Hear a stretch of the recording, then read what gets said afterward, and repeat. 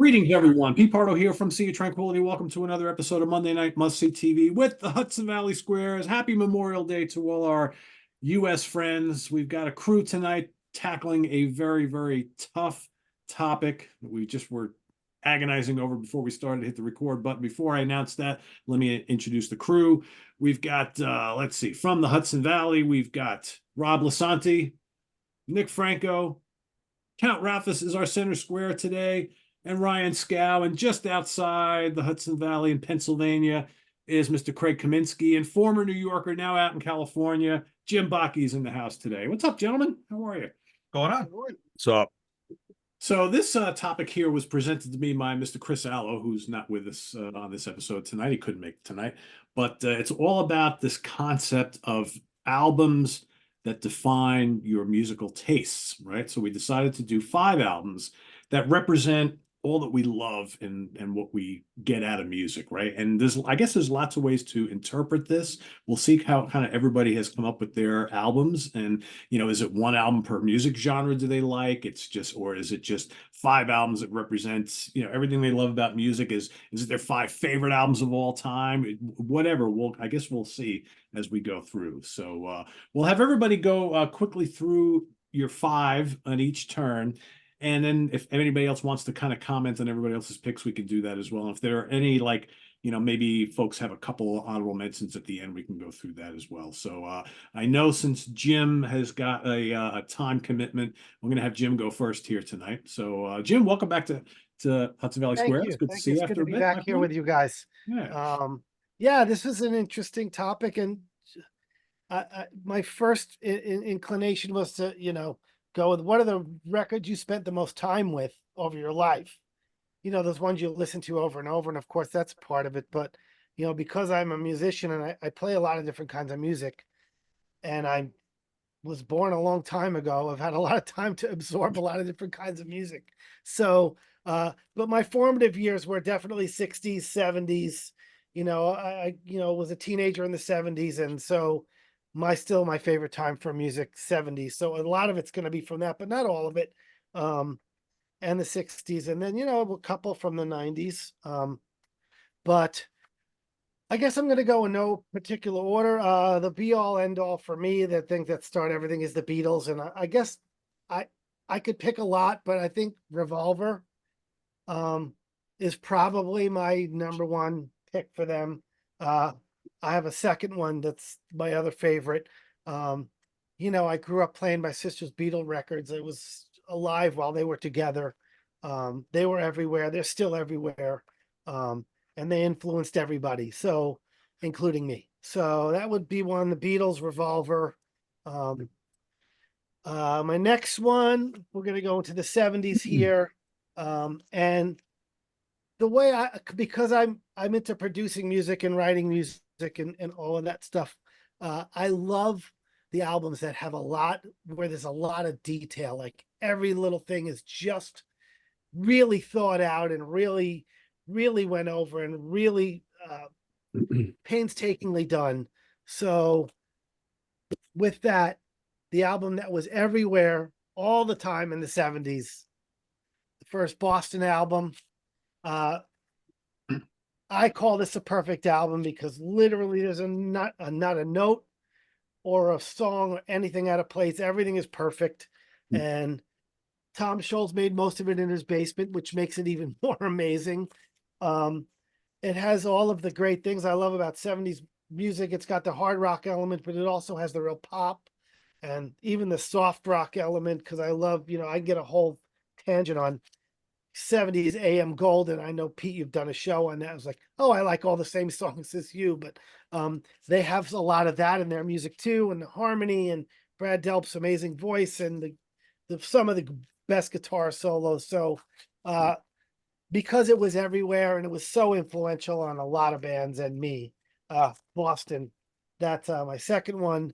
Going again in the 70s, it wouldn't be me without having a Rush album in there. I was going to say.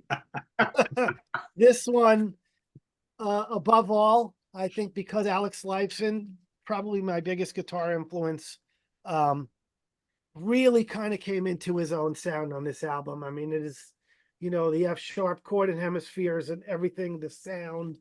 Uh, I think it's when Alex became really like his own guitar player. There was no more Jimmy Page. There was no more anything. It was his own thing.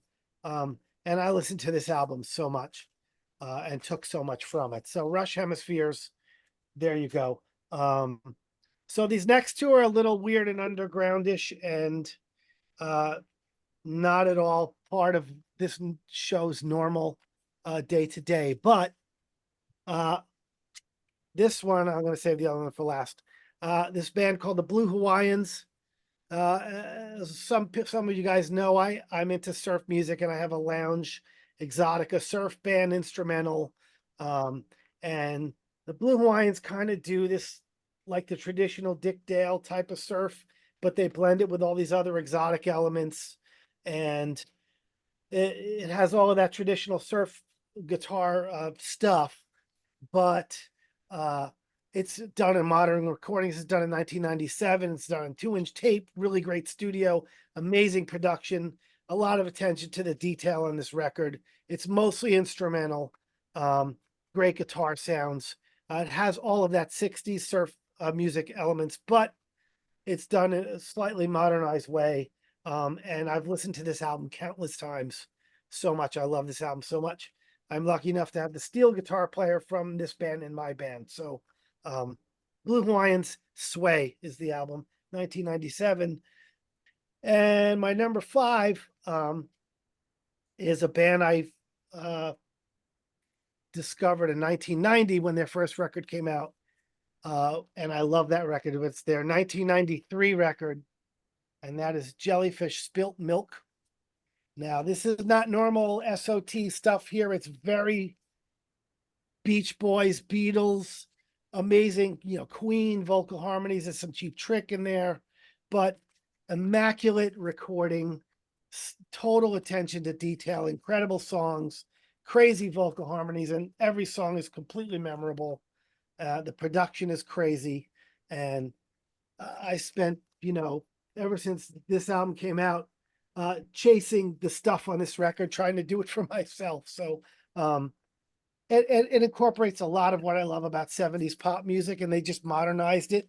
And the recording's incredible. There was no digital back then. They recorded everything to tape in a big studio, and it's just one of my favorite records of all time. So that kind of covers most of my influences, and then there's a couple of obviously the metal stuff later, but those are I would say, influenced me the most. Jim, what year did the Jellyfish come out? Belly Button, their first record came out in 1990. This came out in 1993. Okay, 93, yeah. I'm gonna check that out. Second and last album. Yeah. Yeah. Very meticulously produced, total ear candy album. Right, and that's what I Even love. if you don't like that kind of power pop thing, I mean, you can appreciate the artistic stuff that went into that.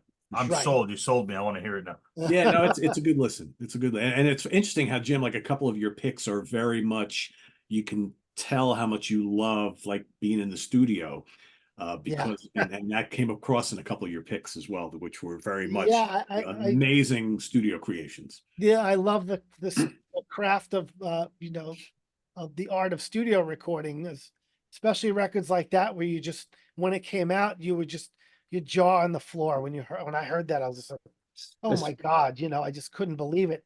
And I would say the same for the Boston album in 1976. I don't think anything was even close to that. And he did most of that in his basement on his own. So recording, the art of recording is something that really, really jazzes me for music. And it's a big part of why I love music, is all that artistic detail that goes into it. So you absolutely.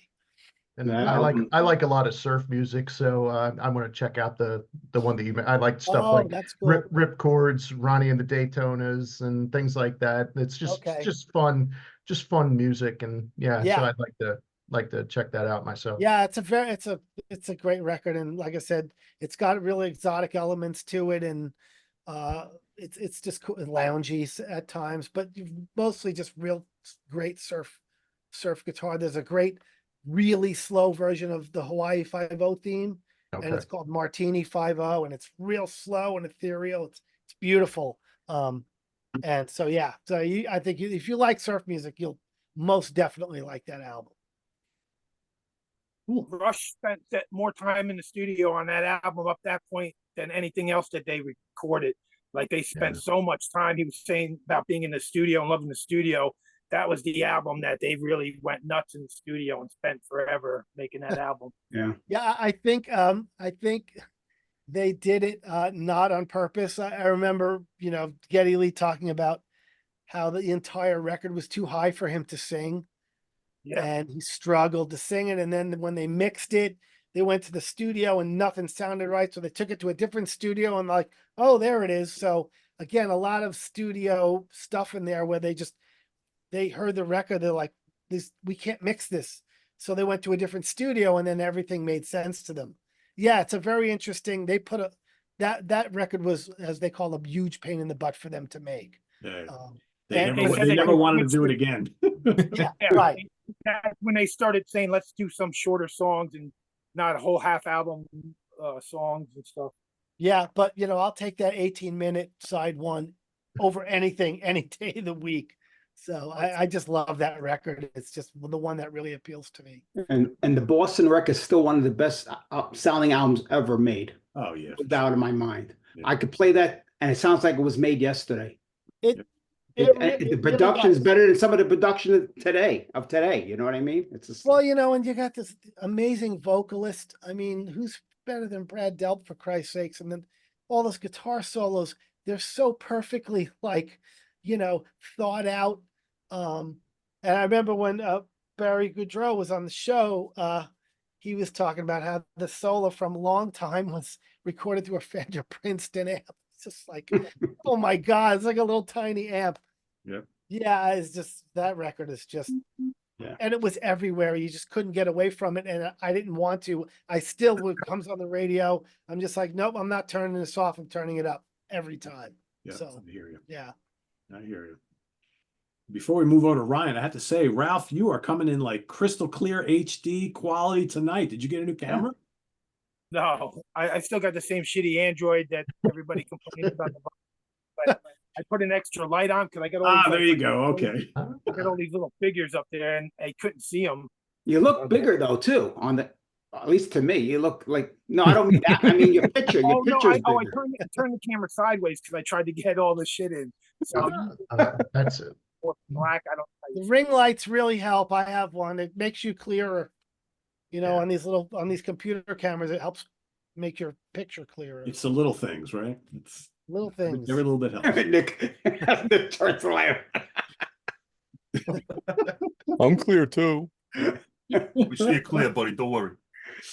All right, Ryan, over to you. Let's hear your 5.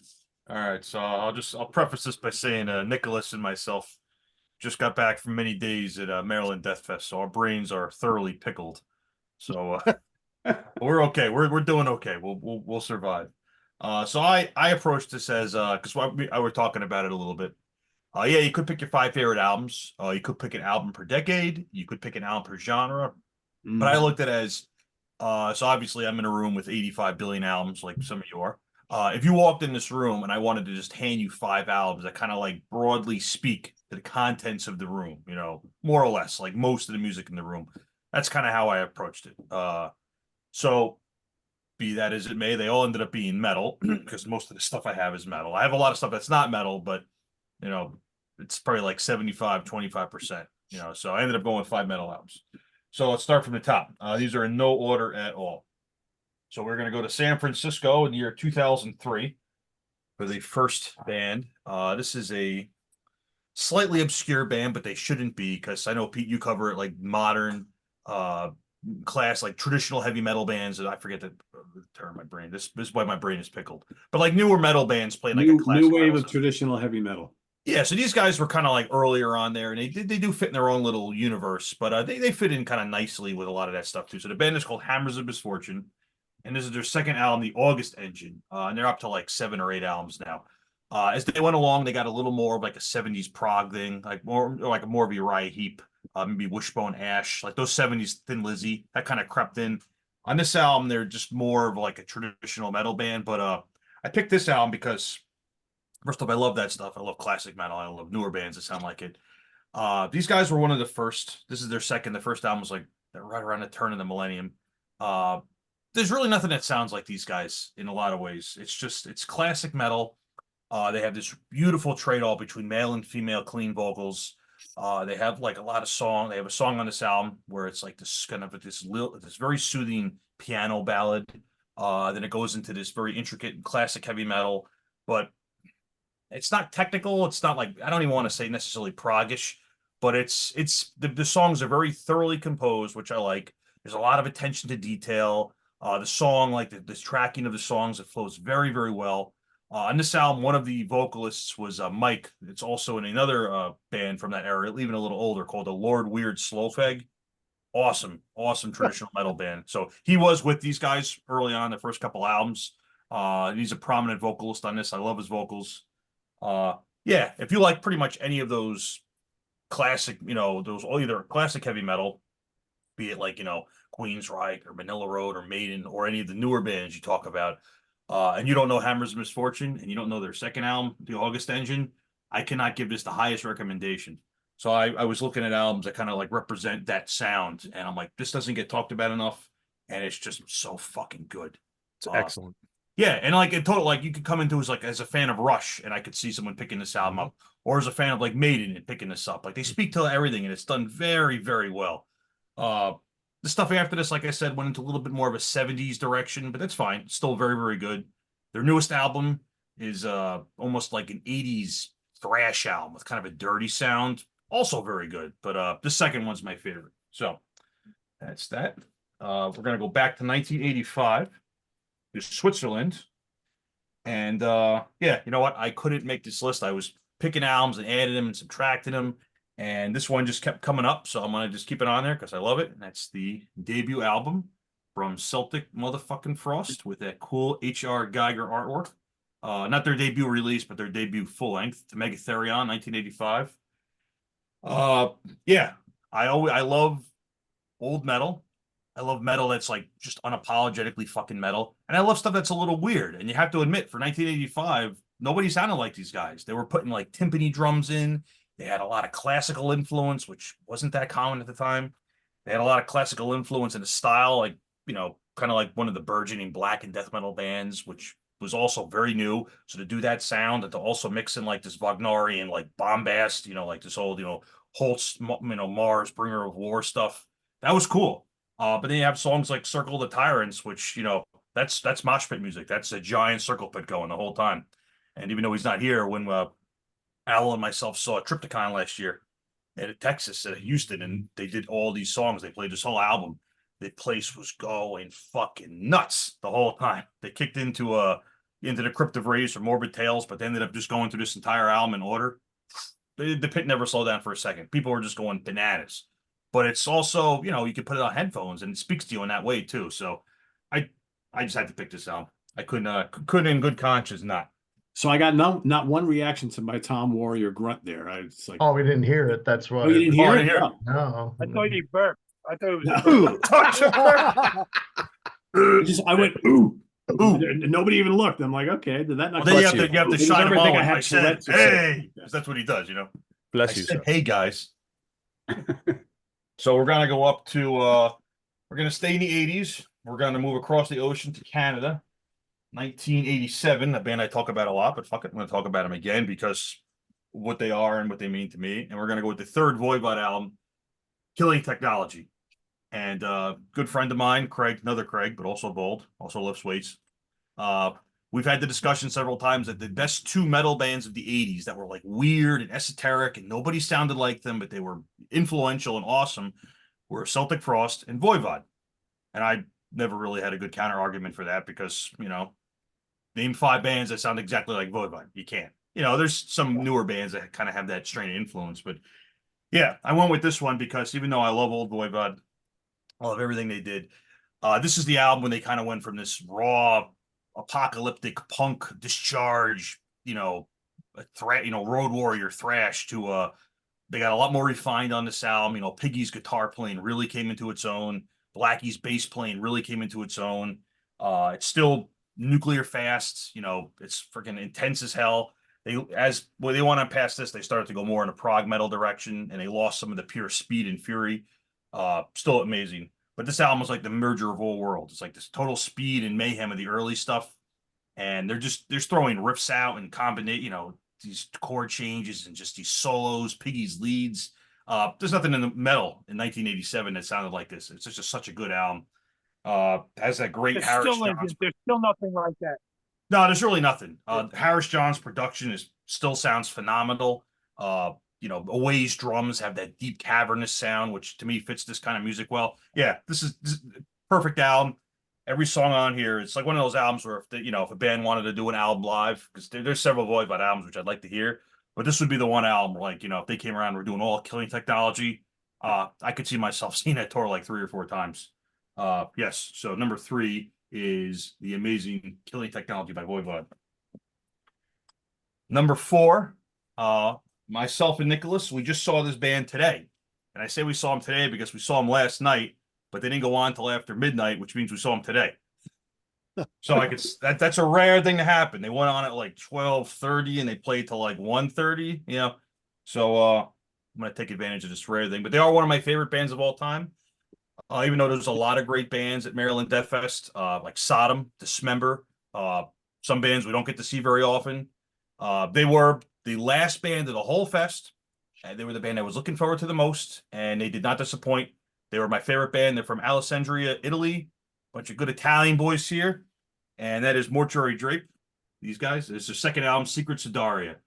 So these guys, it's like if you took some of the themes like 80s, like Celtic Frost, maybe a little Merciful Fate from the 80s, a lot of classic 80s metal, and you infused it with a whole fuck ton of awesome 70s and 60s Italian horror, like Mario Bava, Argento, Fulci. Not necessarily the music. Like, they don't really sound like Goblin or like a lot of the soundtracks, but it has that feeling. Like, if you ever watched the movie Black Sunday and you listen to this band, it just clicks. It's just got that Italian feel. Like, the Italians just know how to, capture that sound. Suspiria, all that stuff. Yeah, it's just they do it so well. There's been some Italian bands that did it before them. Paul Chain, Death SS. So Italy already had kind of a little bit of a, underground legacy building up. But this came out in 1997. So it's actually a bit later. These guys formed in 86. So 80s band in spirit, but they didn't really get going until the 90s. But yeah, these guys are just, it's that Merciful Fate sound, but just even more like just drenched in like classic Italian horror, the atmosphere of the music, the feeling. Nobody does it better than these guys. So if you want like a metal band that has that classic horror feel, it still is like total like fist in the air. Because like Nick will tell you too, the whole time they were playing, the place was going nuts. Like it's raging, intense music, but also with that atmosphere. And they're up there in capes and cloaks and hoods. And as I said before on the show, only Italian bands can wear capes. Nobody else. And Rick Wakeman. Okay. We'll make a few exceptions, but generally speaking, I only want to see Italian bands doing it. Yeah, so they're up there. They got their capes on, their hoods, their cloaks. They're just hammering away. Nick, you got to help me out here. Their current bass player. Oh, been in the band since 2010. That's going to be Joey Boombots. No, let me not Joey Boombots. I always forget.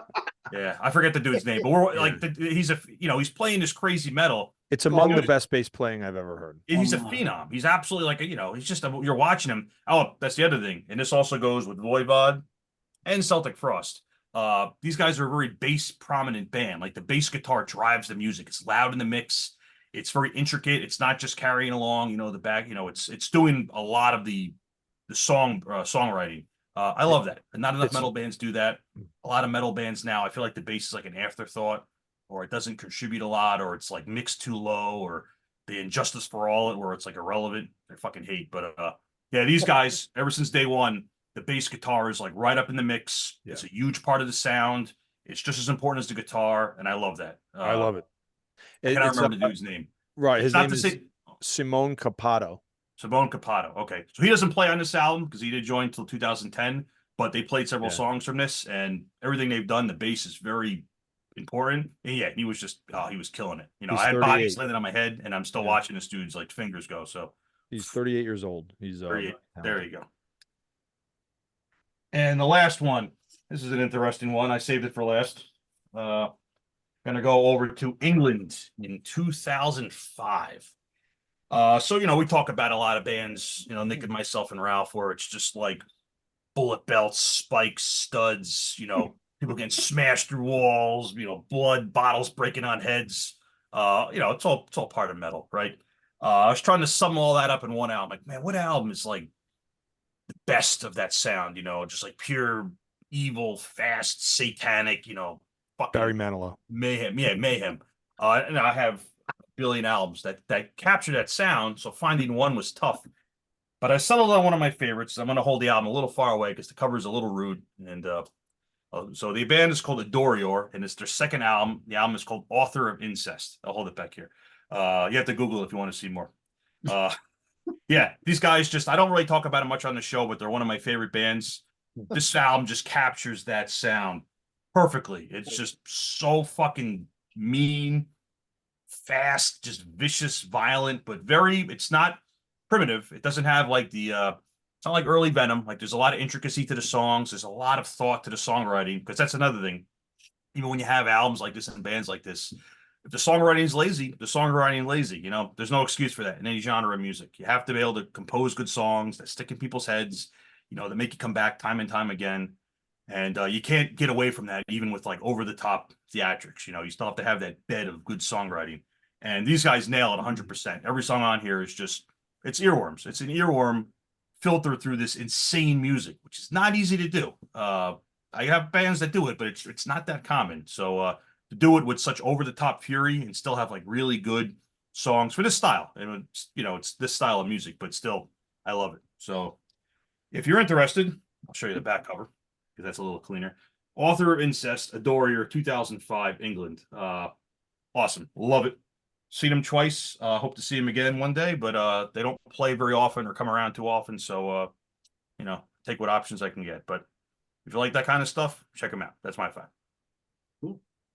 Is that a brand new Sodom shirt that you're sporting there today? Yes, so Sodom did play the whole, which I didn't even know because I didn't really pay attention. I get there and guys like, they're doing the whole Agent Orange album. Oh. And I'm like, get the fuck out of here. But they did. So I bought an Agent Orange shirt. Nice. And it was amazing. We were right up there, posted up too. Oh, fucking me! Yeah, they opened up with the title track, and the place just went bananas. And it was good. There was a bar right next to the stage, so we were up by that bar and just looking clear, like you wouldn't have nobody in your way. They were right there. You could freaking almost touch them, and the bar was right behind us, so it was perfect. And but as soon as they started, because like we were having a drink, like the second they went into the song, I said, "Nick, finish your drink. We're going in the center. We're getting in the shit. Pound that vodka," and that's what we did. Fucking rule. Shameless plug, ranking the albums of Sodom coming up fairly soon. So yes, keep on the lookout for that. So all right, Mr. Kaminsky, I turn it over to you, my friend.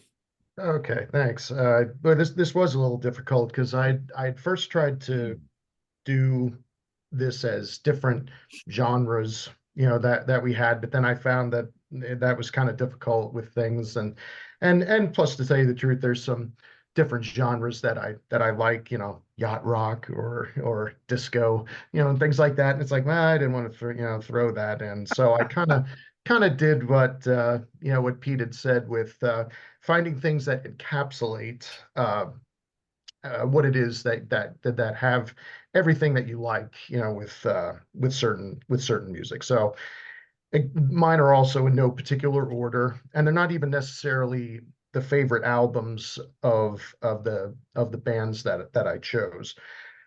But starting off, I mean, I went with what I think is a pretty much of a flawless album, and whenever I hear the songs, it gets you going, and it has everything I think it just has everything that's right. 1978's Powerage from AC/DC. Any song on this, it gets you going. Just yesterday at the gym, I was in the middle of doing something, and Sin City came on. I use Shuffle on my phone, and Sin City came on, and it's like, I was thinking, it's like I just want to go gamble right now, just from hearing that, and it put that weight down and roll them dice. It has it has the perfect songs on here, like and things that maybe that happened to you in your life, like if you hear Down Payment Blues, it's like it reminds you of, there was, times where maybe you didn't have money or kicked in the teeth, a time when a woman pissed you off, or just good fun rocking songs like Riff Raff, it That just song it just it rules. just it whatever it does, it gets you in a good mood and it just gets you going. So that was definitely one of the ones that I wanted to pick. One of my favorite genres is is There you go, Rob. one of my favorite Nice.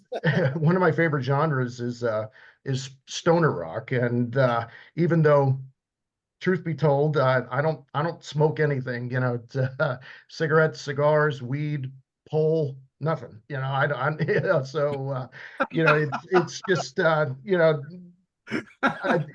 I love the music, and I love everything that it has, that it has in for it. Just the way that it makes you feel, the groove, the crushing of the guitars and the heavy bass and everything. And how ironic, I got the two guys here that we did a ranking of this band some months back.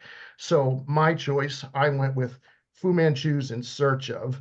This is the first album that I heard from them, and I said the same story when we ranked the albums, but back when I was in college, I was writing a story about a band, and during a break in their practice, one of the guys threw this on, and I said, "Wow, that sounds like it's from like the '70s," and he says, "No, it's brand new." And I was hooked right from there. And so it's just songs like Asphalt Rising and Cyclone Launch and the Falcon Has Landed. I mean, it's just these are songs that just they crush, but yet they also have like a groove, and and kind of get you going, and they are perfect songs for driving. I mean, and although you will exceed the speed limit when you have these playing in your car while you're driving. So that's my second choice from Fu Manchu. One of my even though I shouldn't say it's a sort of guilty pleasure, is I like a lot of hair band music, and that not all of it, but some of it. And I think most, just like in the way We got Paul Lind in the center square tonight. So and mostly I think because just like how my mom likes listening to music like from the 50s and 60s, I think because it makes you feel young. A lot of this music it reminds me of when I was a teen, and a lot of it was pretty popular at the time, and I still like it. So my choice for this, I went for 1988's Kicks Blow My Fuse. There's 10 songs on this, 9 of which are bangers. There's one ballad, and of course that was their biggest hit, called Don't Close Your Eyes, which I don't like.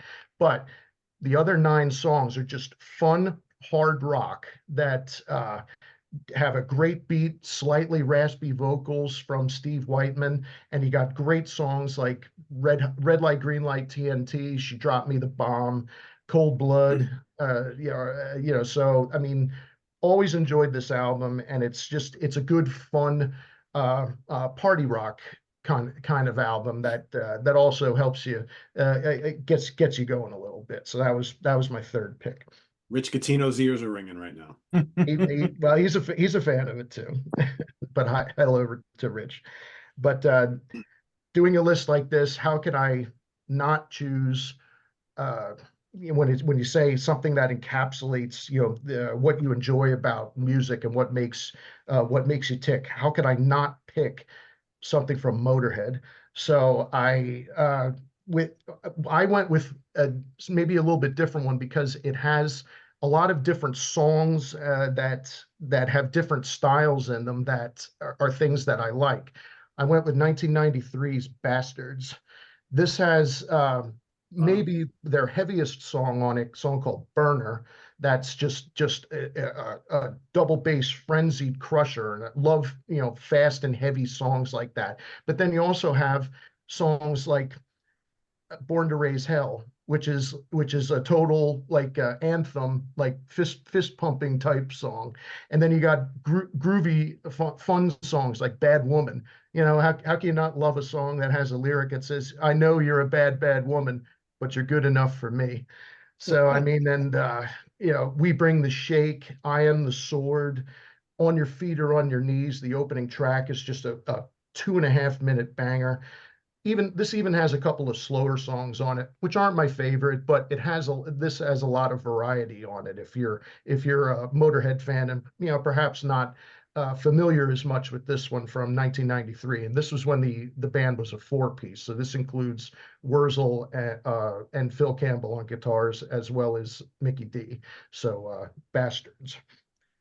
My last pick is one that I again just kind of brings a whole bunch of different types of music together that that I really enjoy, and it has fun, fast, punky type songs, and then Stonesy swagger kind of hard rock songs on it that also just are very tuneful, accessible, and fun to listen to, but still heavy at the same time.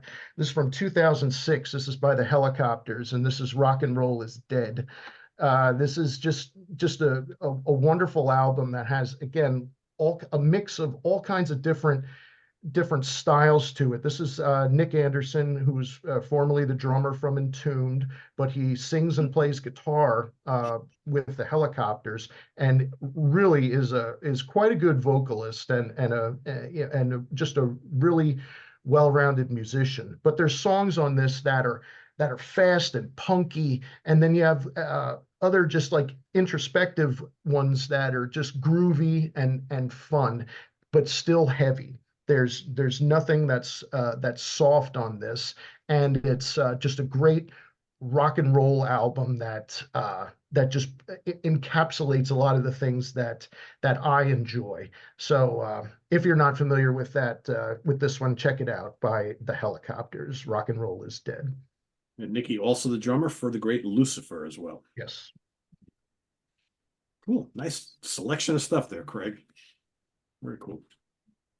All right, we move over to Ralph, Center Square. All right. So when I first heard this topic, I was like, oh, this is great. I love these kind of topics where we're not all talking about the same album. I like it that we're not just repeating each other. Everybody's going to come up with different stuff.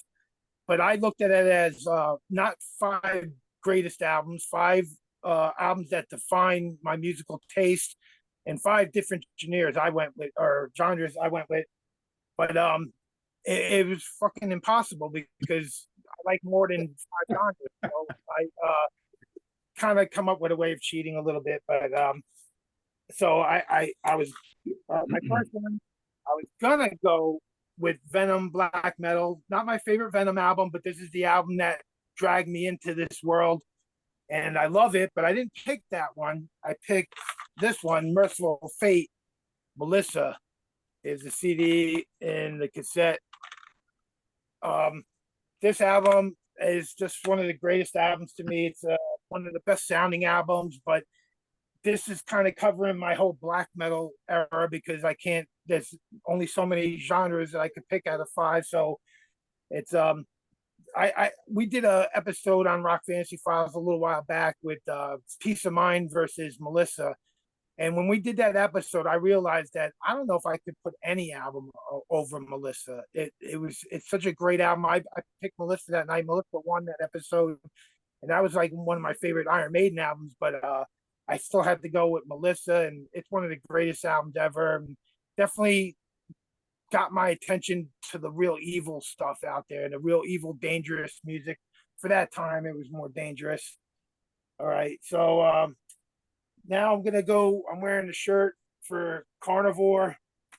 I could have went with either album. They're both fucking amazing, but I'm gonna go with the more crossover album, Retaliation. Got it on cassette and the CD, of course, and just one of the greatest fucking albums to me. I love every song on it. I love the lyrics. It's so it makes people a little bit they get a little bit pissed off with the lyrics if they don't understand it, if they don't take the tongue in cheek of it all. But to me, it's brilliant, and there's nothing like them. They didn't give a shit what people thought, but they got a lot of shit for the album because it's just they touched on subjects that people don't like talking about. But I love it. It's one of my favorite albums of all time. One of my favorite bands.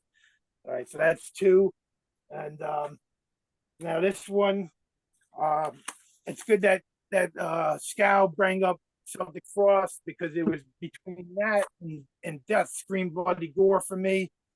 And so I'll go with Death Scream Bloody Gore.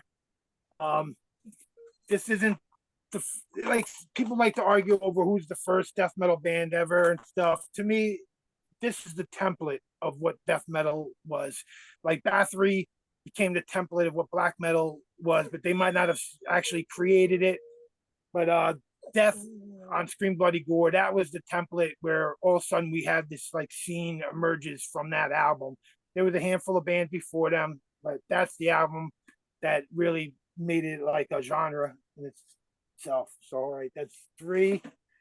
So I got like, I'm glad you said something about we're gonna do a couple extras at the end because this is really hard, and I'm not going crazy, but I did have a couple, and so I'm still trying to figure out like, all right, so On the fly, here we go.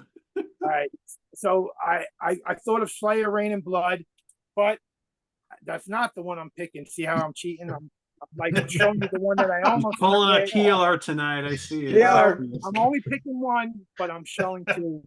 But instead, I thought maybe that's something like to me. I've seen them twice on that album, Slayer, Rain and Blood. So it was they were one of the most insane live concerts I ever went to, one of my favorite bands ever. So those albums are super. That album's super important. It's not my favorite album, but it's the album is so important to me just from seeing it. But I'm gonna go with Whiplash, Power and Pain. I got the cassette, the CD, the album. I've talked about this album before, but this is the first time I ever seen Slam Dancing in person, and it changed it. I mean, I loved the album.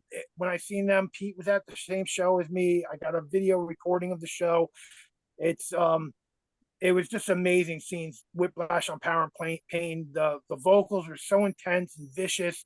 The music all together, the three Tonys, but they were just amazing drumming wise. It's weird because I seen the drummer from Whiplash on the Slayer Rain and Blood tour the second time I seen him when they played the Chants, and Tony Scaglione played drums, but so they're kind of related, so I had to put those two together.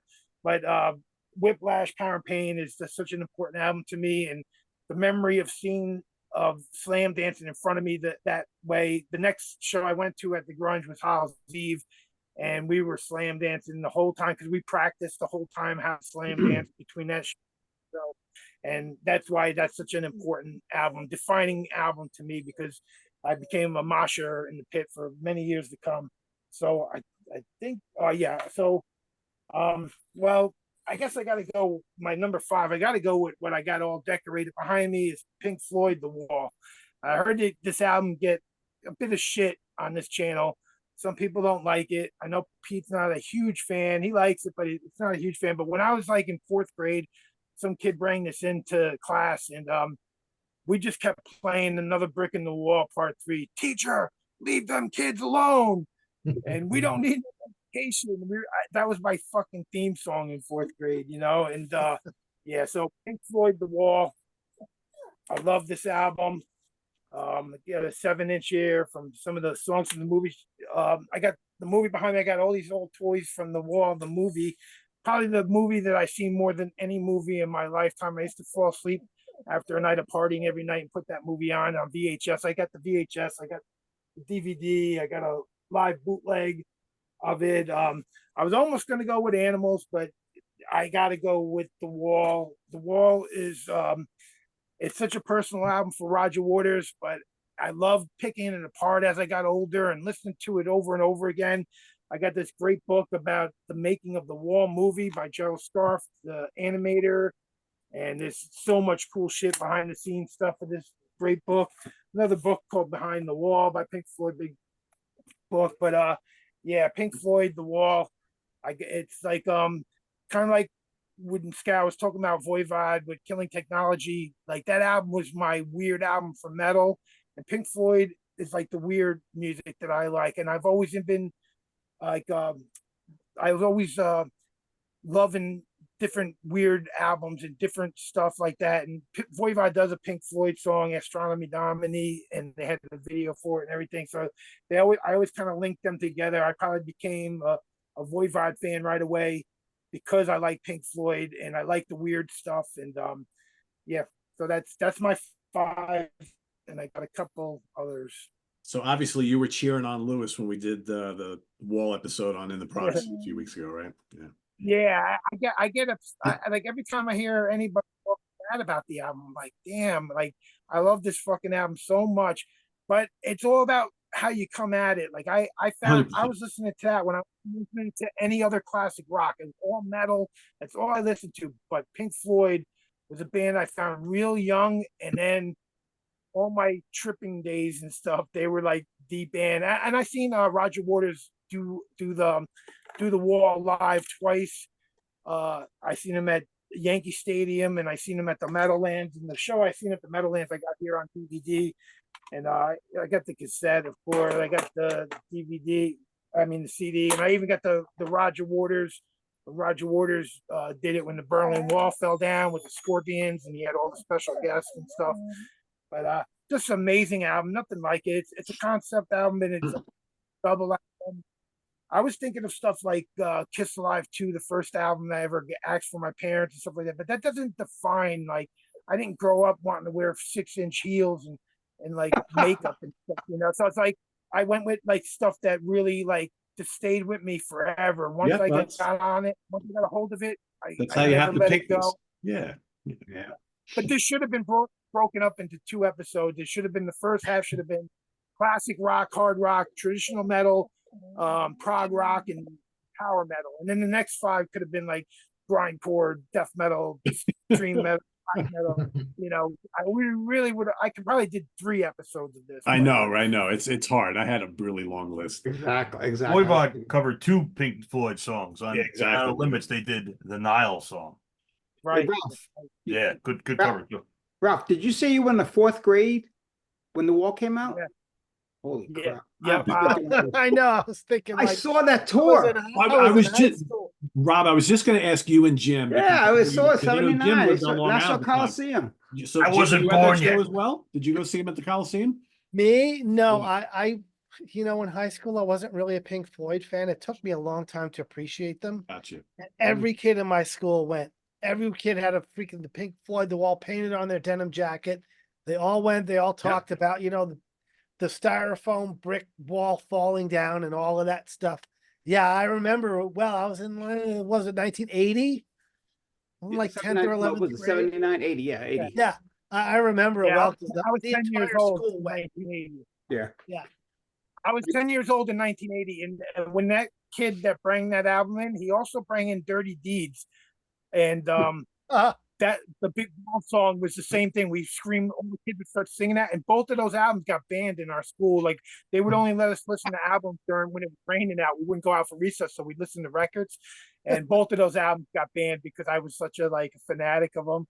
And seeing them do those 2 shows, Roger Waters doing the Wall twice live, was my favorite production of any concert I've ever seen, as far as like special effects and balloons and fucking animation and all the shit that went to those 2 shows. Oh, and I got the DVD version of the Blu-ray up there of Roger Waters doing that live, and it was the best I've ever seen of production wise. Yeah, a lot of people talked about that show at school. You know, it's Pink Floyd and Thin Lizzy are the 2 of the bands I did not get to see from back in the day. I pretty much saw everyone else. But So then Lizzie. yeah, everyone talked about that show at school. I remember it. Mhm. I remember it. You saw Thin Lizzy with Phil, Rob? Wow. That's No, cool. I didn't. I never saw Then Lizzie. Oh no, you They didn't see didn't Thin really Lizzy. Okay, tour. gotcha. They No, toured they really with Queen, didn't tour News much of the here. World. They toured, Yeah. but not Yeah. a lot. Yeah. I heard about the News of the World shows. I know people that went. You know, and Thin Lizzy opened up. It was Jailbreak. You know, and then it's kind of they didn't really come around. Sadly, you know, Yeah. would love to have seen them. You Yep. know. And Jim, I know you got to get going for band practice, right? So Yeah, I do. I do have to go. guys. It's been real fun. Sorry I Good can't seeing stay you, for the Jim. We'll get you on a future See you, Jim. episode soon. right. Yep. We'll see you next time. Thanks, guys. Have a Sounds good good. one, and I look Have a good forward to night. hearing the rest of this. Sounds good, Take Jim. care, man. See you. Bye. Bye. All right, Mr. Nick, we'll go over to you next. What's up? All right. What's up? So I kind of took this to mean if you laid out 5 albums on a table with nobody around, would you go up to those albums and be like, oh yeah, those are Franco's albums? So I picked like things that try to encapsulate all of my tastes, which, as Ralph said, is impossible because we like more than 5 genres. So I did my best to consolidate my tastes. So I'll start out with an album that came into my life a little bit later. Excuse me. But it is a Ukrainian band called Nocturnal Mortem. And I just realized I brought out the wrong album, but that's all right. I saw the cover. I'm like, that's not the one. Yeah. I reached in, but Too whatever. much Death Fest. Yeah, Our brains are you're not pickled. kidding. We're on like half speed right now, and their albums are obnoxiously the same color, so it's like, and everything's in Ukrainian. But The Voice of Steel is the album, and it is probably it's getting up there to be one of the greatest pieces of music I've ever heard in my life. And the reason I'm picking it for this exercise is because it represents the sort of folk black metal that I love so much. I love my evil satanic black metal, but I really, really, as Ryan could tell you, because he hears my mouth all the time about it, that is the style of black metal that I appreciate the most. So this album has folk influences on it, a plenty, but it rips when it has to rip. It's classic metal. It's got prog elements to it. It's got sections of the songs that are just like, you don't know if you listen to Rush or black metal. So yeah, I mean, the songs are quite lengthy, most of them, and I can't recommend it enough. And it really does. It sort of hits all of that, because I could have picked anything from Enslaved, Campfire, all these Nordic black metal bands that I love that incorporate that same feeling. But I think that the other Nocturnal Mortem album that I won't, it's right there, definitely hits that note probably better than any of them. So I have to say Nocturnal Mortem. Moving right along, I could have picked any Halloween, Iron Maiden, all the stuff that started my path into traditional power metal thrash. But I went with this one instead. I went with Burnt Offerings by Iced Earth. Nice. And the reason I went with this is it has special significance, in addition to being an incredibly awesome, intricate, wonderful power metal slab timeless music. When I bought this album, it was, it came out in like 95. So it was like right around then. I had learned of the label Century Media because I had gotten this gem, Sentence to Muck. I was going to pick that, and this represented to me, yeah, I cheated a little. See, there you go. This represented to me that power metal that I loved, like the real, like not slowing it down, not cutting your hair, not becoming commercial and doing whatever the hell happened a couple years before to all my bands. That's my thing. I'm a 90s kid, early 90s kid. So I got into all the 80s stuff right at the end of the 80s, right as everything I got to the party and everything turned into grunge and fucking commercial shit. So when I found this as a young lad, as like 18 years old, I realized, oh, wait a minute, this music's not dead. You just have to look somewhere else for it. So the spirit of this album just absolutely represents that, yeah, that power metal and classic metal had a present and a future, which, so Iced Earth is it. I love that album. That's maybe their best for me. Yeah, it's dark. Yes, it's got, the Dante's Inferno, 13-minute long epic, and it showed that Even music- better live on the Yeah. live albums. Dude, I saw them every single time I could when they had Matt Barlow. And when they had, I never saw them with Ripper, but when they had what's his saw them name? with Ripper Block. too, yeah. Yeah, I still loved it. All right, so and then I was, sitting there going, okay, so I like industrial, I like stuff like, I don't know, fucking off the wall shit. I like a lot of zany off the wall stuff, not as much as some of you with your very interesting stuff that I've never even heard of, like, a lot of what Jim was saying I've never even heard. But I went with the album City by Strappy Young Lad because this represents, I mean, I don't even know what to say about this album. It's so goddamn good. It's got Gene Hoglan on drums. So it does have a very like sort of almost like an industrial rhythm to it with a lot of like samples and craziness. So I figured this could represent some of my more industrial leanings and zaniness of, humorous lyrics, but like very serious lyrics at the same time. I like the idea of using that satire and sarcasm to, the lyrics on this are underrated probably because Devin Townsend, the great vocalist from Canada who has a great solo career that many of you, he started out among other things doing this. And I think there was like a real serious dark bent to the lyrics, but his humorous take on things and the funny samples and everything, I love that stuff. I grew up with all that like punk hardcore crap, so this like kind of represents that feeling. So Did we'll you go see them when they came to the Chance around that time? yeah. Yeah. Yeah, that was a good show. I was at that. Yeah, yep. And I was sitting there with Byron and Jed talking about the Vancouver Canucks, talking about hockey and stuff like that with them. And yeah, nicest guys in the world.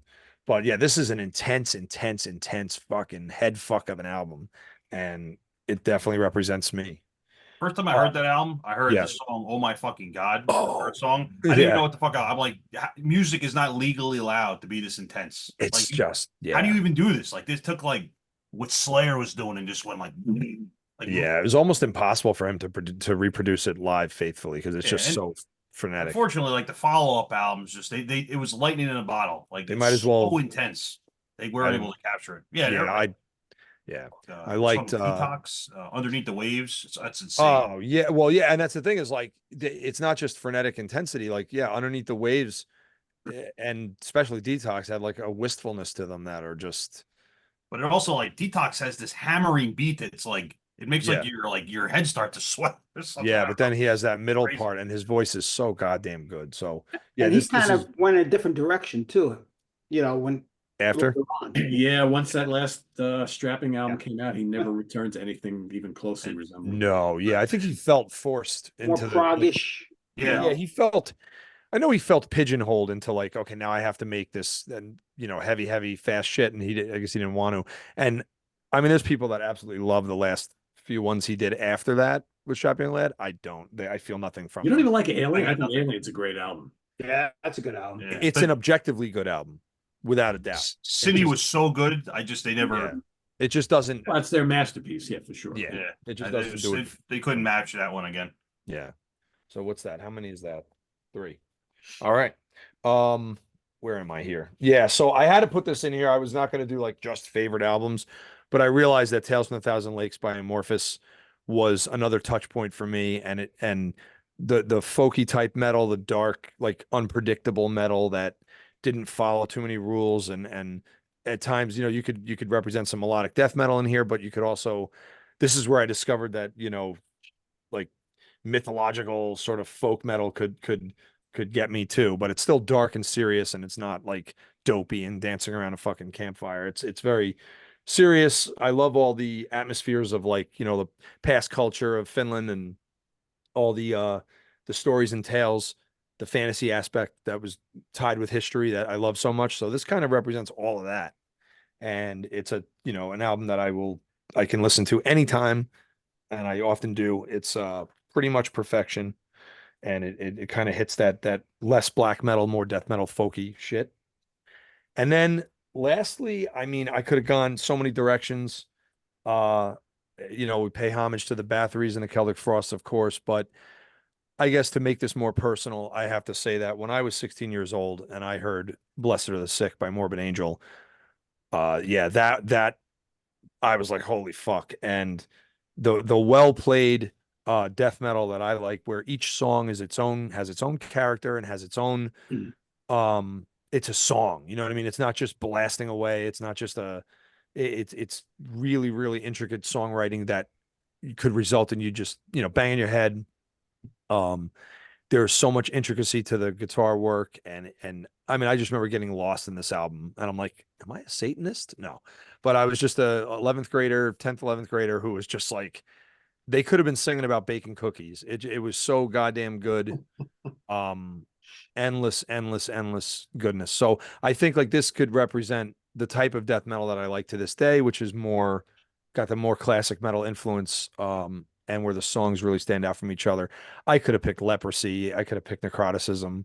You know, they all kind of hit me at the same time, but I'm gonna go with Morbid Angel. And this is the one. I bought this in 1991. So, or You gotta have songs. You know, maybe no matter early how crazy it 92. is. If you don't write a good song, no one cares. Well, yeah, and you said that earlier, right? And you about You're either right. you said it about a Dorier or Yeah, Dorier, yeah, but Yeah. it's universally applicable.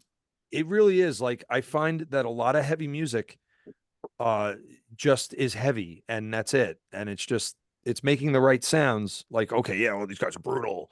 But dude, if you're not telling me a story, if you're not presenting like a fucking if I can't tell the songs apart, that's where I tend to get lost. And I know I listen to this black metal, everybody thinks it's fucking, but if you really get down, you really listen to black metal, the melodies over top that you can hear like are unique and they leave a signature in your brain. And that's to me what these guys do. This is actually so death metal. It's almost black metal. It influenced all the black metal guys. So I love that you always pick that.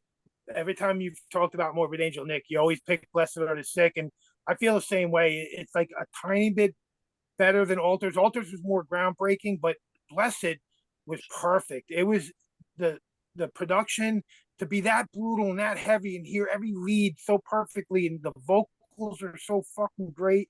I love Blessed Are the Sick, and it doesn't get praised enough. Everybody always goes with Altars because it's like the first one or the one that everybody got into, but that's great that you always champion Blessed because I'm right there with you. yes, and his voice, like you said, one of the best death metal voices on the planet because you could understand what he was saying. Yeah, that was great. Good choice. Boy, you viewers are getting a bang for your buck tonight. So much A variety. little bit of this, a little bit of that. A little bit of everything. And we still got 2 more to go. Rob, treat us to All right. Well, I'm going to kind of follow what Jim was talking about. Hold on, let me get this, make sure this thing's working. Okay. So for me, child of the 60s, and I'm going to go by era for me personally. That's what I was thinking about when I was thinking about what influenced me my whole life. Certain albums that, I was listening to the Beatles when I was 3 or 4, right? I was already listening to them on the radio, and my mom and dad had the Beatles and all that. But as I got older, this came out in '69, as you guys know, and this album for me was different from the pop stuff that they were doing in the early '60s, and I just fell in love with this album, and I've always loved this album, and I still listen to this album often. It's one of those albums that I never get tired of. For me, it's a masterpiece that the Beatles did. This is, for me, Sgt. Pepper's and this like a tied. You know, Revolver's a great one that Jim picked, and the White Album. But this is my album here, right here. So that's my first pick, and one of the biggest influences in me for music. You know, and we're gonna go into the '70s now, which this album is 50 years old this year. I can't believe it. I'm freaking getting old, man. But Mr. Robin Trower. Now, I could have picked Stevie Ray Vaughan for blues and B.B. King, of course, who influenced Robin. And I love B.B. King myself. And I got to see him when my 40th birthday at the Apollo. So I got to see him before he passed away, thank God. And but this album for me, I never forget, my friend Rob introduced me to them, and I think it was 79. I guess it was 78, 79. I didn't even know who Trower was. But when I heard this, I became a fan immediately. As soon as, just some of the songs on here, first of all, are just genius. And then James Dewar's vocals, that smooth, velvety voice that he had, there's nothing like this anywhere. I listen to so many different blues albums, but I always go back to this album because it's just a classic album. It's just everything about it. Robin's playing, to Rolling Stone, of course, Bridge of Sighs is one of the most melodic, melancholy kind of songs that I never get tired of listening to it. And I can't wait to see him this year. I'm really looking forward to that. So, and a big influence on me and my playing. I'm not playing guitar too much anymore, but this is one of those albums that influenced me. And another one from the '70s. I'm going to go to a little different direction. And I was struggling with this because, like what Ralph picked, I wanted to do something proggish, and I thought about Floyd, but I had to go with this album because Farewell to Kings is my favorite Rush album of all time. even more so than the 2112 and Moving Pictures. This album is what really got me into Rush, and just Cygnus X1 is like one of those songs that was the beginning of prog metal, even though it was rock. And you know that from what, listening to other bands like Dream Theater and Queensryche and all these other bands that we that have been around for a while now. This album is what cemented it for a lot of people. And it cemented me, I mean, I became a big Rush fan. I've always been a Rush fan. And, again, it's one of those albums that I would recommend to somebody. If somebody said, if you ever wanted to get into prog, when Pete was doing the show about certain bands and certain albums you should recommend, I recommend this album. Movie show, yeah. Yeah. So another album in the late 70s. Now, I already listened to this band in 77, but this is what cemented my love for Judas Priest. Okay. I know it's alive. It's not a live album. You can argue that. I don't care. But this album for me cemented my love for the band because, Stained Class is my favorite album, but this album is when I listen to the guitar work on this and just the power of the guitar between KK and Glenn I just love this album so much. It's just one of those albums that, again, another album that if somebody said, hey, I want to get into metal, but I don't know what to listen to. That's what you listen to first. You listen to something like that, and especially, because Nick was talking about classic metal. That's classic metal right there. I mean, these are the guys, along with Sabbath, that started all of it, So for me, that's one of the biggest influences also, and one of the albums that I still listen to on a regular basis, at least once a year, maybe twice a year. Now, the next album, a little later, this is in the 90s, because we only had 5 albums, and I wanted things that really influenced me. And, you guys always talk about, the pretty brutal stuff, and I didn't really get into anything brutal until later. All right. Like Slayer and all that stuff. But this album for me changed my life in the sense of listening to bands that like Nick and I and Ryan, all you guys listen to. And that's this band right here, Opeth. And this is not even my favorite album. Still Life is my favorite album, but this is the album that got me into this type of music, melodic death metal. And I was one of those guys that when I first listened to it, I was like, I don't know if I can get into this with the growling and all this stuff. But the music was so great. The complexity, the melodies, I just cannot say, I kept listening to it. And I just got over the worrying about the death growls and all that. And actually now that all these years later, I listen to this and I can understand what he's singing. Because there's certain death metal, I can't grasp it, but this I can. And like I said, the musicianship on this is unbelievable. It's one of the best albums in the genre for me, that started me on that road to Amorphis and Insomnium and all these other bands that we love. So those are my 5 picks. And I have Morning Rise, folks, by Opeth, their second album. I'm sorry, I didn't say that. You're right. Morning Rise. Cool. Yeah, that's a great album. Love that album cover too. It's so creepy looking. It's just like, I know. I gave you a hint. I mean, exactly. Yep. All right. Like everybody else, this was really, really hard.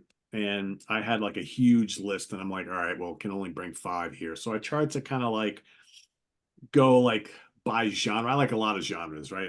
But it's really tough when you like a million subgenres of metal, right? So it's like, well, you can't, how do you work with that? So I said, all right, I got to try and keep it somewhat to a minimum. So let's start with like heavy music or really heavy music first. Metal, right?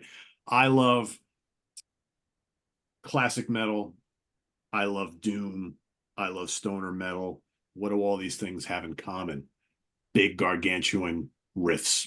I'm a riff guy. I love music with just massive, monstrous riffs. And who's the kings of creating monstrous riffs, or who is the king of creating monstrous riffs? There's really only one guy. Black Sabbath, Master Reality. I also tried not to pick like my favorite albums, but it's hard, not to sometimes when it comes to Sabbath. To me, this is Sabbath's greatest Doom record. It paved the way for other bands I love, like Pentagram and Candlemass and St. Vitus and countless others. I love Doom. It paved the way for all the great stoner metal bands out there, and I love so much of that style of music as well. So I had to pick Master Real because to me, this is one of the greatest riff albums of all time. You can make an argument for any of the early Sabbath albums, really. And I saw someone just held up Heaven and Hell. I mean, that's tremendous as well. So I had to pick a Sabbath album, and I went with this one. And next up, I wanted to kind of go in a direction. I love guitar players, and I love kind of like guys who play bluesy hard rock. And I try to think of, well, who was my first kind of bluesy hard rock guitar hero? And what was the album that like turned me on to this guy? And Rob has already picked him, but I'm going to pick a different album. So I'm going to go with Robin Trower Live. That's the first Trower album I ever bought, and it blew my mind then. It still blows my mind now. It really started me on a lifelong love for guys who play this kind of psychedelic, bluesy, Hendrixy type of thing, right? With wah-wah and Univibe and, Fender Strat to a Marshall amp, blah, blah, blah, blah, blah. But man, it's got great renditions of some of the early classics on here. Love his guitar tone. At like almost 80 years old, this guy is still kicking butt today. And yeah, Robin Trower, probably my first ever guitar hero, even though I was listening to Kiss beforehand and I love Ace Frehley, but the guy that really got me to decide that I want to play guitar was Robin Trower. Love him to death. Next up, everybody knows Pete loves heavy guitar and heavy Hammond organ, right? It should be no mystery to anybody.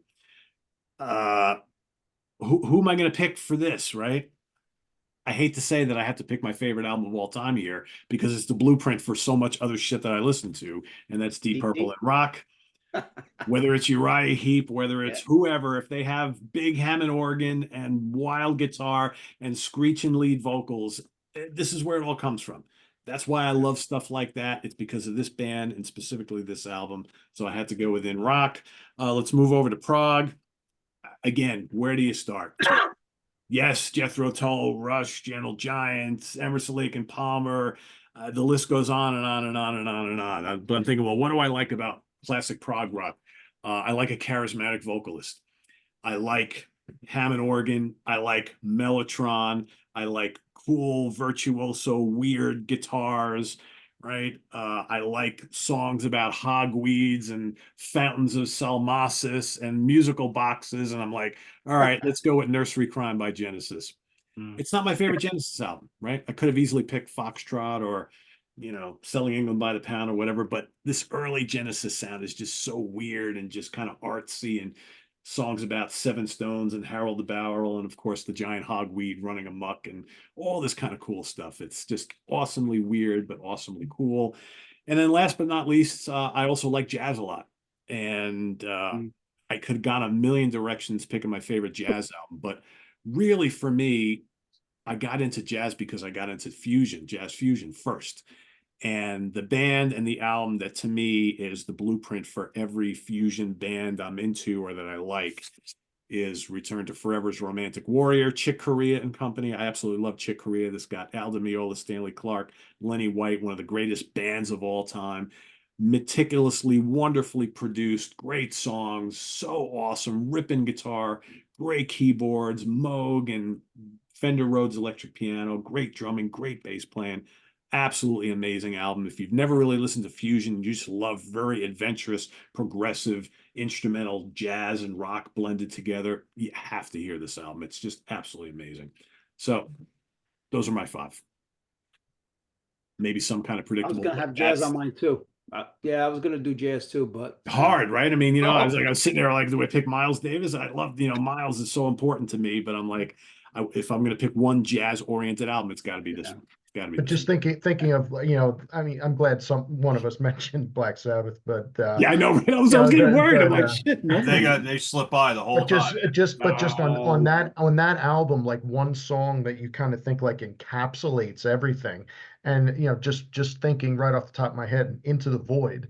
Yeah, 100%. It has slow. It has a slow, sludgy part. The riff is easily one of Iommi's best. Yep. Then it has like a really fast, frenetic part, and it goes back to the awesome riff. And it's one of those, you know, things that it really does. It is, I think, one of those songs that you could say to somebody like, "This is what makes me tick," and Into the Void.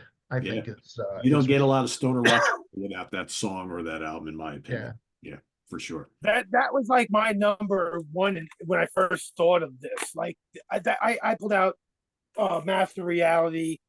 That was my number one in a way. But I started thinking about it, and like Heaven and Hell, 82, 83. I'm finding this as like the new album, kind of with Live Evil and Mob Rules, but in Columbia House. But like We Sold Our Souls to Rock and Roll. This Yeah. was like the cheat album, the easier one to go with because it's like the best of all the earlier ones. But I love how like Pete, throughout the years of watching him on Sea of Tranquility, he went from a Volume 4 guy, and he's back and forth on different things, and that's the way it is. It's like you could pick one today, and then tomorrow it's another one. Yeah. But I was the same way. I went with Heaven and Hell when I was real young, but when I got into Sabbath, it was the weirdest time because Born Again's the next album coming out, and then there was the 2 Dio albums. I was buying the Live Evil when it was new, but I was getting We Sold Our Souls. But when I started going back and then getting all the old Ozzy albums, I come to the thought of doing a Rock Fantasy Files album war. I realized that Masters of Reality is fucking godly. And I used to always have Sabotage and Volume 4 as my 2 that I always battle forth with. Now I say Master Reality over that. And really quick on Rob picking a Beatles album. Like that was the first rock and roll I ever heard in my house. My mom is from Liverpool, England, and we had all the Beatles 8 tracks. And I just couldn't pick one because it's not a defining album. It's got me in the rock. It made me want to hear Kiss. When I got Kiss, I got it because I was a Beatles fan. But like it's not something that defined me, but at the same time, it's one of my first loves of music. But believe it or not, Help would have been the album. Like today, I would go with Sgt. Pepper's or Let It Be or the Revolver or the White Album. I know Nick hates hearing all this shit, but Help. When I was a little kid, when I heard the song, That's right. I would play Help over and over again on 8-track. I just kept rewinding it, or you had to fast forward actually to get to the next side or whatever. But Help was fucking huge for me as a kid. Help is a good album. It is, yeah. Oh, yeah. I just want to correct. While I'm at it, since I said that Sabbath really quick, I might as well just finish off. And the Misfits Collection 1 and Collection 2. It's another cheat because it's like combining a best ofs of all the albums. And I remember Chris Allo talking about like how when you're a kid and you don't have that much money, you can't go out and buy the whole Motorhead collection. So No Remorse. Yeah. That was like you got this, and then that was the best album you could get. It's like getting a best of, even though there was a few new songs. But I have to cheat with them. Like I could have went with the live albums too, and just went all live albums because then you're getting the best of all the worlds. But For sure, right. yeah. Oh, yeah. So I just want to correct my error. This was the album I was about to show you guys, but this was the one that I meant to show you guys. So you can see in The my colors are exhaustion, very- even though the logo's different. it's Come not on, the Nick. most- There's way more fire in the other one. There was more I know. fire. There's at least 44% more fire in that. 44 now with 44% more fire. Yes. Yeah, They're Paul. recommended. Yeah. So that's the album I meant to show, Voice of Steel. Okay. That's it. Cool. All right, real quick, we'll go through it. Ryan, you got any honorables left? I got one. I don't feel like getting up, so they have to be from the letter T forward. That's laziness speaking. Wrong one. See, I'm already fucking up. Did my We're so tired. I know my We're brain all is tired, man. You're good tired Here we though. go. Here we go. I'm good. Yeah, I'm gonna go back to crazy metal. That's what I do. Spain, 2009. So I talked about Mortuary Drape. That's a band that conjures up like classic metal with like the old horror feeling, Hammer horror, old Italian Gallo movies and classic Italian horror. But I also like bands where it sounds like you just stumbled into a ruined church and you're witnessing something that you should not be witnessing. And kind of like what Bruce sang about on Number of the Beast. Like you're seeing stuff you shouldn't be seeing, you're you're where you shouldn't be, and there's shit going on. You're not supposed to be there. So there is a black / death metal band from Spain called Titan Blood. Looks like it's spelled Titan Blood, but I think it's Titan Blood, and they have that feeling perfectly. To me, they've just mastered it. So this is their first album called Seven Chalices. They've got 3 albums so far, but yeah, it's just a swirling vortex of like That album could curdle milk. it could curdle milk from 50 paces. Vortex. They kind of take like early Incantation, some early Morbid Angel, but they pile it in on itself over and over again till it's like it's like being poked in the eye by Satan from like right across the room. I don't know. And I like that kind of sound, and it's tough to pull that sound off again without just sounding like a fucking lawnmower. You have to have the songs. These guys put in a lot of interludes. There's a lot of atmosphere that builds on itself, but it's just so fucking evil, and I love that. So the first Titan Blood album is 7 Chalices from Spain, and that is the only one I got because I don't feel like getting up. I'm tired. So there we go. I know it's getting late. Craig, you got any left? Just one, just a album from the 70s that is heavy enough, but with a vocalist that his voice could just peel paint, and that's the late Dan McCafferty. And I went with Hair of the Dog. Just and this just has a bunch of different styles on it too, with some hard rock, and then you have a tender ballad like A Love Hurts that works in the context of this. But the crunchers on this, the title track, and Changing Times, Miss Misery, they're Whiskey Drinking Woman. They're timeless classics, and it's just something that encapsulates a lot of what I enjoy. No Elvis, Craig, come on. Well, I do love the King, and so yeah. Elvis defines you. Oh yeah, I do love it, and I still have and I have you can't if right here where my finger there's the truck that Ralph gave me. It's right back there. So it's, Look at that. Miss Misery is one of the underrated heavy songs of the 70s. So heavy. Definitely. All right, Ralph, you got any left? I know you showed off a few before. No, that was it. I just got them out while I could, but it's been a great hearing everybody's picks. For sure. Nick's up. What do you got there, Nick? Gold Thrower, War Both of Master, and Like an Ever-Flowing Stream from Dismember. No explanation needed. I feel like we just saw Dismember and it was fucking amazing. Yeah, the Iron Maiden of death metal. They did. I like that melodic death metal, but the more harder edged one. And I showed it briefly before, but Amok by Sentenced. Traditional metal, death metal vocals, some of the best melodies and guitar solos and atmosphere. And that's what I love. Cool. Rob? Speaking of cars, Ooh. this one. Can you see it? Yeah. Led Zeppelin 2. Oh, that's on my list. Led Zeppelin 2. So Led Zeppelin 2 for me is one of my favorite albums by Zeppelin. No, it is my favorite album by Zeppelin and one of my favorite bands from the 70s. I still love Zeppelin to this day. And for people that don't like Zeppelin, I don't care. Master Reality. Same as you guys. I mean, in fact, Ralph, I had Heaven and Hell and this. I was like, which one should I do? Which one should I do? And I went with this one. So, I mean, because for me also, it was that album that the riffs, the Riff King, Tony Iommi, that's the reason why him and Eddie is the reason why I picked up a guitar, to be honest with you. I mean, before Trial, it was Eddie and Tony. So, and then we'll go real quick. That's what got me into thrash. This is the album that turned me into a thrash lover.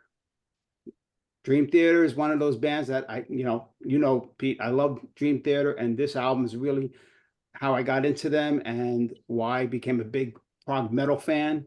And then on that note, this is my favorite band in the last 20 years. Nice. That I love personally, Evergrey. And this album is a concept album also about, aliens abducting us and all this other stuff. It's a great album. It's dark, ominous, and it's a great album. And if you're into that dark metal and power metal, if you want to call it power progressive metal, then you got to check this album out. Must. And Evergrey has a new album coming out in just a little bit. Yep. I think I'll be doing the review with Jamie. On the review crew, I was just going to say. So stay Yeah. tuned to the new review crew episode. Rob will be on it talking about the new Evergrey album. So absolutely. Yeah. my list is too long to, I have a lot of others, but I will throw out Dream Theater, Scenes from a Memory, Metropolis Part 2 was probably my next in line if we did 6. So I'll throw that out there because again, I'm just a huge prog metal guy. But I had Jethro Tull on my list. I had Megadeth on my list. I had like all sorts of Opeth on my list, all sorts of other bands, and just too numerous. But I'll stick with the 5 that I have. So yeah.